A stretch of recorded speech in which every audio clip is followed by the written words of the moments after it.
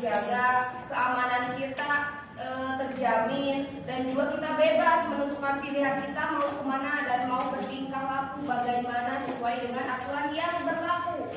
Yang kedua, peserta didik diharapkan mampu menyadari pentingnya penegakan hukum yang terlibat dalam masyarakat berbagai bangsa dan negara. Yang ketiga, mampu mengimplementasikan perilaku aktif dalam menegakkan tata tertib sekolah. 4. Menganalisis pentingnya norma dalam kehidupan bermasyarakat. Dan yang terakhir, mampu mempraktekkan perilaku mentaati norma yang berlaku dalam lingkungan sekolah maupun di lingkungan masyarakat. Sekarang coba kalian lihat, apakah terlihat gambarnya? Apa yang kamu deskripsikan atau apa yang kamu perhatikan tentang gambar di atas atau di depan? Melanggar. Dari mana kamu tahu melanggar? Dari sini. Seharusnya ini bagaimana? Tidak putar balik. Apakah ini melanggar sebuah aturan? Apabila sebuah aturan itu dilanggar, apa yang akan terjadi?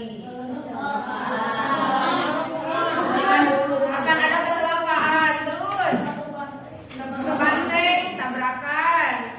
Akan berbahaya apabila sebuah aturan norma merupakan pedoman perilaku untuk melangsungkan kehidupan bersama-sama dalam suatu kelompok masyarakat, baik dalam ruang lingkup yang kecil ataupun yang luas. Norma diberlakukan dengan beberapa fungsi. Apa saja fungsi-fungsi norma? Masyarakat. Yang kedua, mencapai tujuan. Yang ketiga, yang keempat, ada sanksi apabila dilanggar. Setelah kalian mengetahui pengertian dari norma, mengapa norma itu dibuat, ada fungsinya, ada juga ciri-cirinya. Ada berapa ciri-ciri norma? 6. 1. Secara umumnya tidak tertulis. Yang kedua, merupakan hasil dari kesepakatan. Yang ketiga, yang keempat, yang kelima,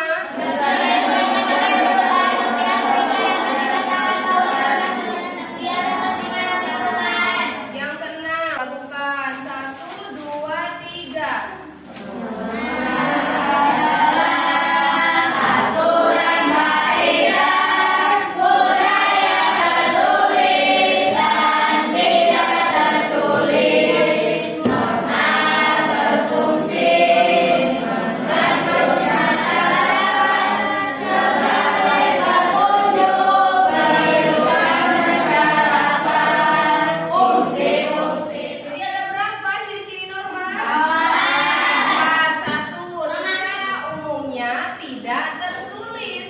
Yang kedua, merupakan hasil dari kesepakatan atau musyawarah. Norma itu dibuat atas dasar kesadaran, kesepakatan menurut perkembangan zaman yang diperlukan dalam suatu lingkungan. Nah, yang ketiga, masyarakat merupakan pendukung untuk mentaatinya. Jadi kita untuk aturan itu atau norma itu berlangsung dengan baik, kita sebagai pendukung harus menerapkan norma-norma itu dan tidak boleh dilanggar. Yang keempat, apabila melanggar akan mendapatkan sanksi. Sanksi itu dibuat atas tadi kesepakatan bersama bagaimana apabila norma-norma ini dilanggar akan ada sanksi yang kalian dapatkan apabila dilanggar.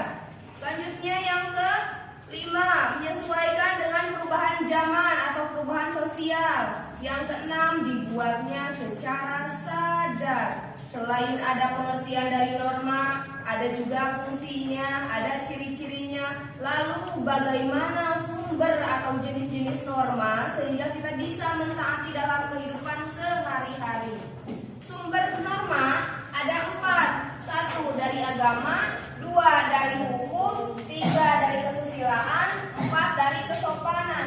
Sumber hukum dari norma agama berarti petunjuk hidup yang segala sesuatunya berhubungan dengan agama. Agama yang disahkan di Indonesia ada berapa? 5. 1. Islam.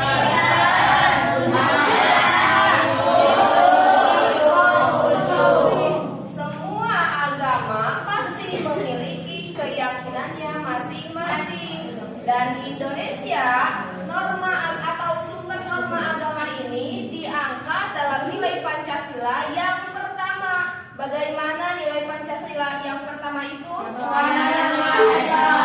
Tuhanan yang Maha Esa. Setiap agama memiliki keyakinannya masing-masing, baik itu Allah ataupun agama yang dianut orang lain secara berbeda. Yang kedua, sumber hukum dari norma itu dari norma. Sumber norma dari hukum. Apa yang dimaksud sumber norma hukum? Apa yang dimaksud sumber norma hukum? Adalah aturan-aturan sumber norma hukum. Sumber norma hukum. Halaman 20. Sumber norma hukum. Naon?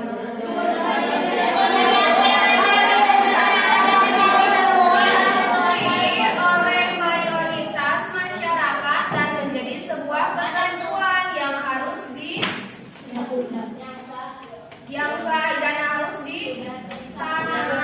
Apabila dilanggar akan ada sanksi. Sumber norma kesusilaan. Apa itu sumber norma kesusilaan?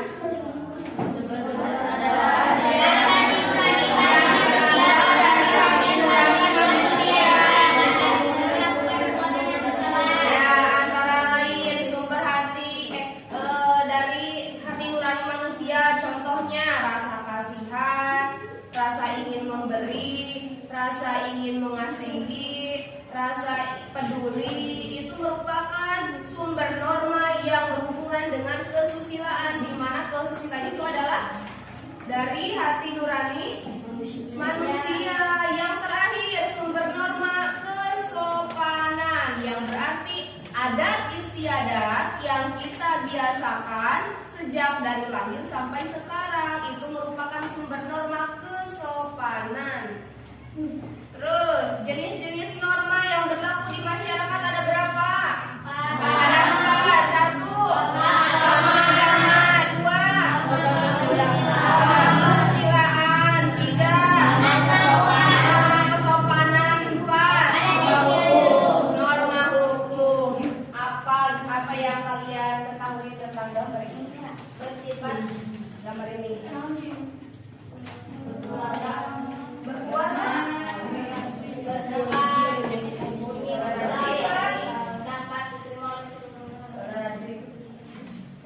Gambar ini, apa yang kalian ketahui tentang gambar ini?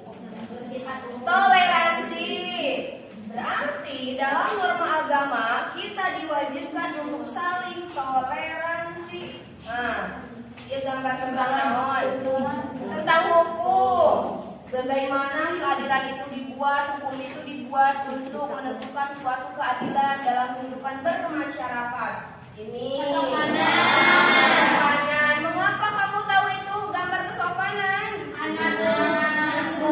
Tunduk terhadap orang tua, sopan terhadap guru, terhadap orang tua. Ini tentang norma apa? Bagaimana kamu tahu ini norma kesusilaan? Saling membantu, saling tolong menolong. Selanjutnya, selain ada jenis norma, ada juga berdasarkan tingkatannya. Ada 4. Ada cara, ada kebiasaan, ada kelakuan, dan juga ada istiadat. Yang ketiga, yang keberapa? Macam-macam norma. Yang ke-6, macam-macam norma ini ada 2. Ada secara formal, ada juga secara non formal. Apa yang dimaksud dengan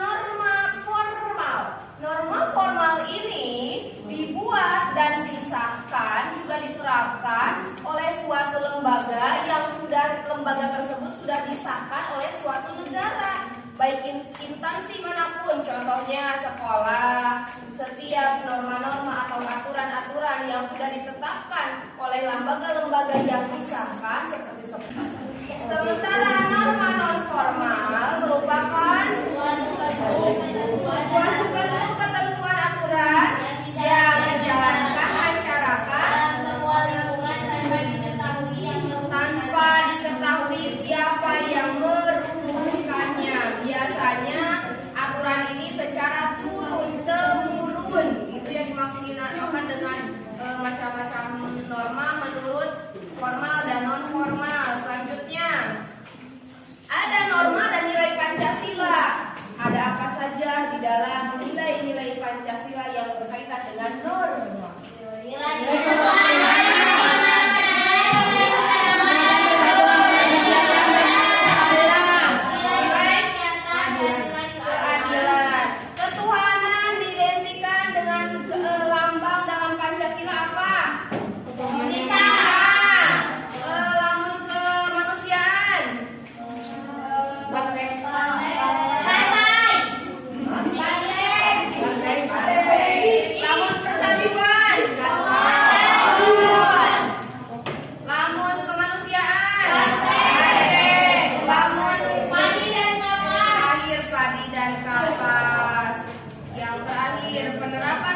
Sesuai norma dalam kehidupan sehari-hari. Kamu telah mengetahui pengertian dari norma, ciri-ciri dari norma, fungsi-fungsi dari norma, ada juga sumbernya, ada jenis norma, ada jenis berdasarkan tingkatannya, ada macam-macam norma, ada norma dan nilai Pancasila. Penerapan norma-norma tersebut dapat diterapkan sesuai dengan kehidupan sehari-hari, baik di dalam lingkungan keluarga, di lingkungan sekolah, di lingkungan masyarakat, dan yang terakhir di lingkungan bangsa dan negara. Sudah?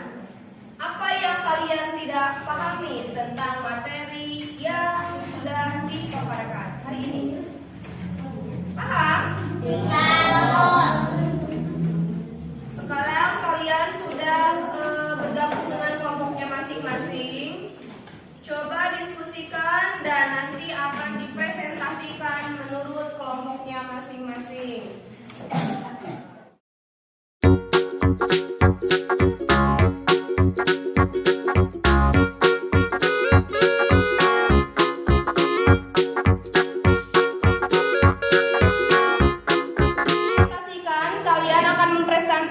Hasil dari diskusi kalian masing-masing. Setiap orang atau setiap kelompok yang presentasi, kelompok lain yang mendengarkan boleh mengajukan pertanyaan, masing-masing satu pertanyaan, dan setiap orang yang presentasi maksimal diberi pertanyaan 2. Paham?